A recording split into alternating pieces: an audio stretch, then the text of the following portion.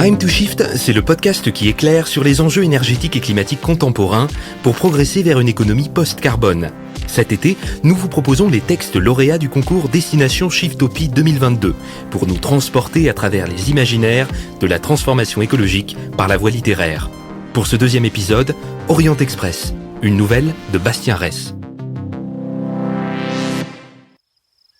L'herbe est sèche, presque chaume.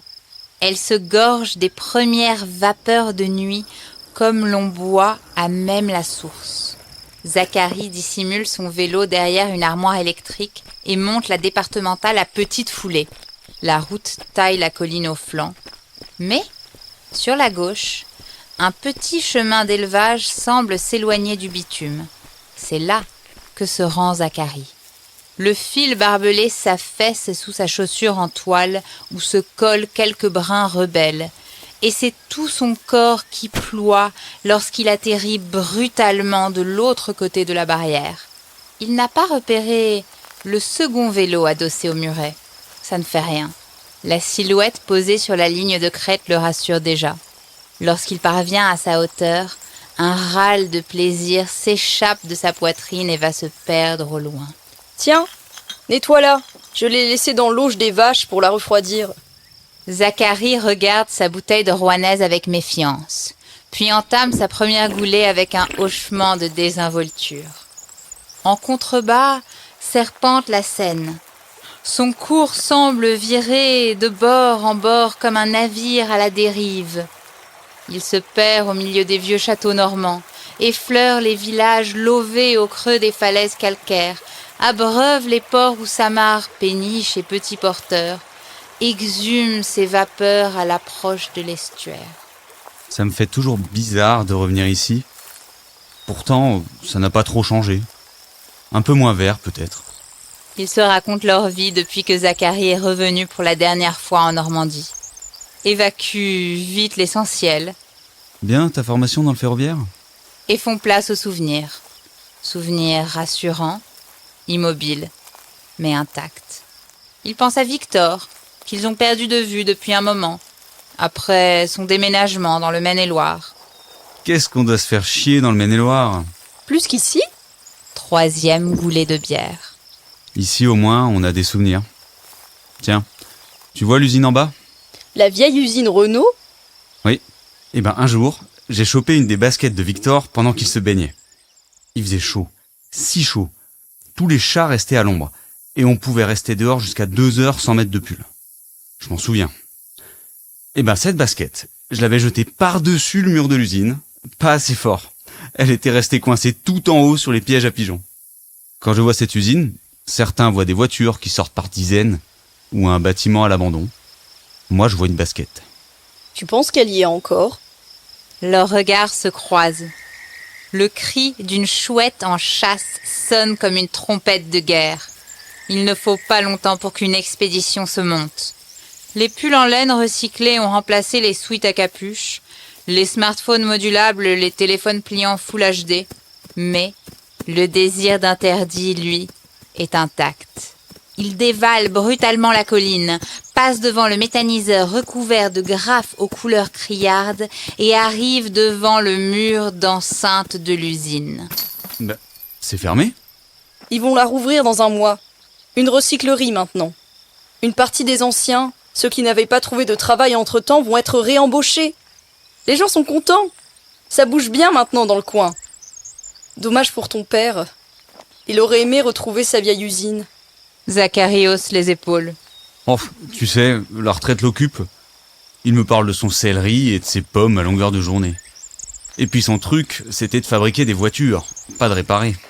Ils escaladent avec prudence l'échafaudage qui enjambe le mur. Chantier interdit au public. Quelques réverbères industriels éclairent ce que la clarté nocturne ignore.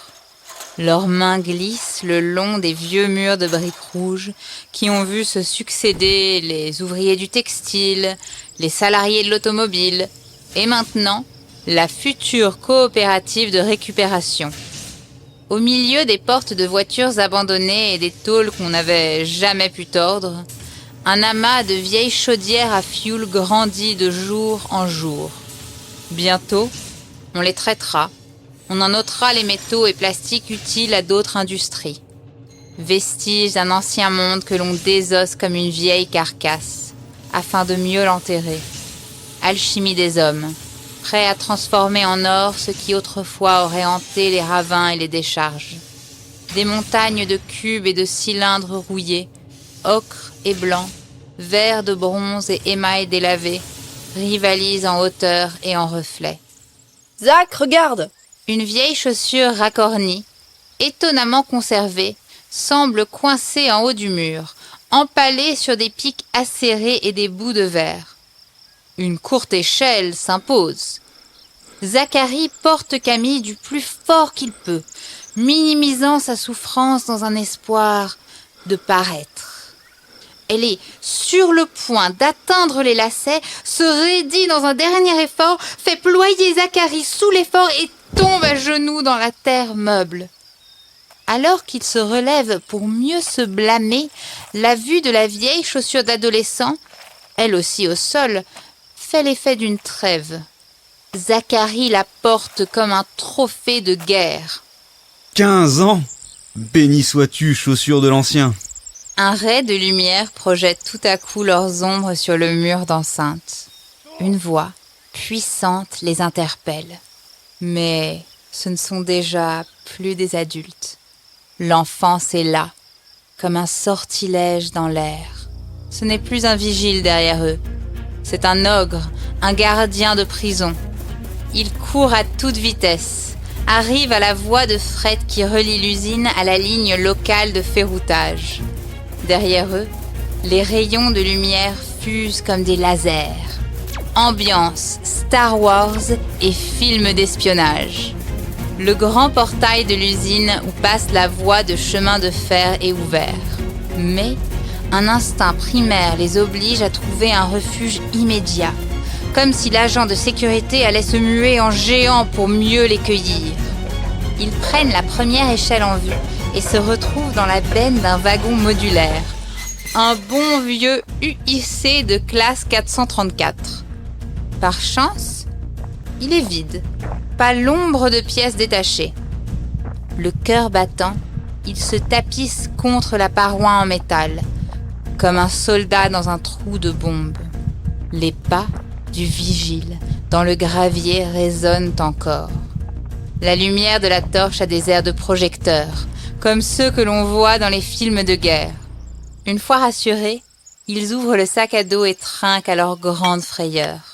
Zach fait tournoyer la vieille basket comme une fronde, en prenant bien garde de chuchoter. Il est convenu d'attendre encore quelque temps, voire quelques heures, avant de tenter une sortie. Au loin, les premiers bateaux à fond plat larguent les amarres et remontent vers Paris. Les oiseaux de nuit se sont tus pour laisser place au cœur de l'aube. Fauvettes, merles et grives. Un premier halo doré s'empare des champs humides, où s'enfoncent les pattes du héron, les sabots des bovins et la tige des orchidées. On va emménager ensemble dans une ville plus petite avec Lisa en Bretagne, là où ça bouge un peu plus. On en a marre de Rouen. Camille ne répond pas. Elle trinque du regard, sa bouteille à la main. Tu te ranges, ça y est? Ça devient sérieux? Oui. Les pas du gardien disparaissent au loin. Ils ouvrent une dernière bouteille en silence, tandis que le soleil bouillonne à l'horizon. Mais avant ça, j'aimerais bien me faire un voyage en solo. Un truc qu'on ne fait qu'une fois. Pas d'avion, pas de bagnole. À pied, à vélo, je sais pas. Moi, je sais. Camille tape du poing sur la paroi du wagon. Ce qu'il te faut, c'est l'Orient Express. Elle lui raconte l'esthétique des voitures, les ponts qui enjambent les plaines allemandes et autrichiennes, la beauté des villes hongroises, les forêts de Roumanie et les minarets d'Istanbul qui se jettent dans la Corne d'Or.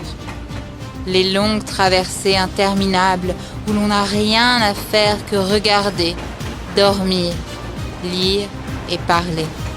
Où chaque wagon est un palace, un dortoir, un restaurant ou une place, où le hasard fait s'arrêter au milieu du vide, ou bien au cœur des villes grouillantes, où l'on reconnaît la lenteur comme une vieille amie, comme un bon vin, où le temps devient un luxe que l'on aimerait plus souvent pouvoir s'offrir.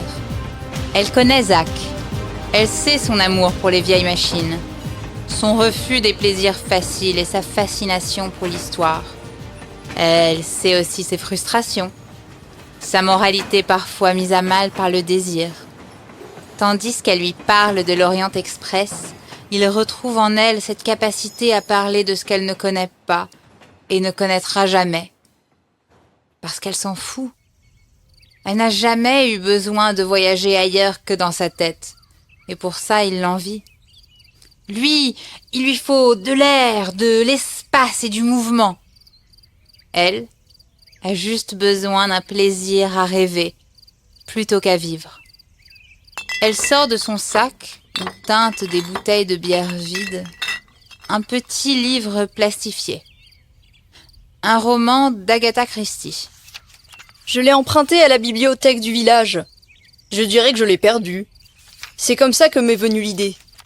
Zacharie l'embrasse avec ses frêles épaules et leur étreinte réchauffe les corps.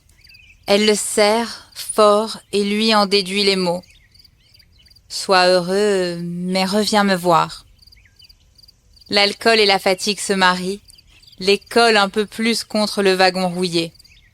Ils s'endorment sans le savoir. Trinquent une dernière fois à l'Orient Express. Ils ne savent pas que dans quelques heures, un conducteur matinal mettra en route la locomotive pour les amener au loin, qu'il leur faudra quitter le wagon 100 kilomètres plus loin, prendre un train pour rentrer, un train pour les gens cette fois, récupérer leur vélo et expliquer leur absence à leur moitié. Pour l'heure, ils dorment d'un sommeil heureux, portés par les souvenirs et l'avenir, comme deux enfants à qui l'on a promis la lune. Et le soleil se lève enfin, dans un cortège de mouettes et d'oiseaux marins, prêts à inonder le monde.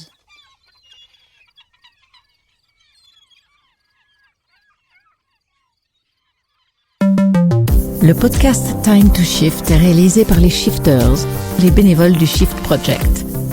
Ce think tank dirigé par Mathieu Ozano et présidé par Jean-Marc Jancovici a un objectif: faire progresser le débat et les actions pour une économie post-carbone.